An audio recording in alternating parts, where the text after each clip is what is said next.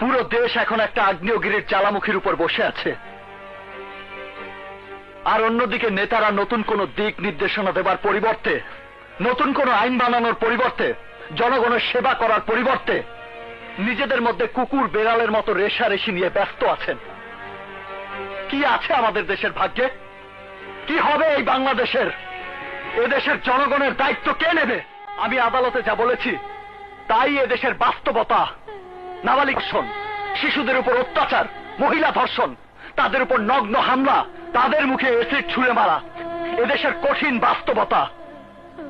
আর তা নিয়ে কারো কোনো মাথা ব্যথা নেই। ইউরানার, যাদের উপর অত্যাচার হয়, নগ্ন হামলা হয়, তারা হয় ভয় পেয়ে মামলা করতে চায় না, আর মামলা করলেও আইনের মার প্যাচ, ঘুষের টাকা, পুলিশি হয়রানির কারণে তারা কেস চালাতে ব্যর্থ হয়।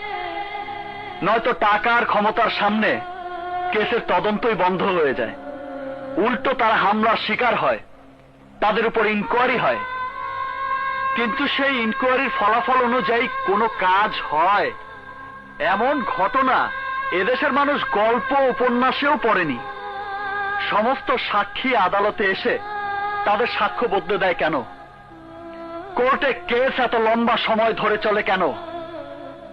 কোর্ট ও পুলিশের চক্করে পড়ে যারা কেস করেন তাদের বাড়ির মেয়ের বিয়ের বয়স পার হয়ে যায়, আর যদি স্ত্রী হয় সে বুড়ি হয়ে যায়, আর যে বুড়ি সে মরে যায়।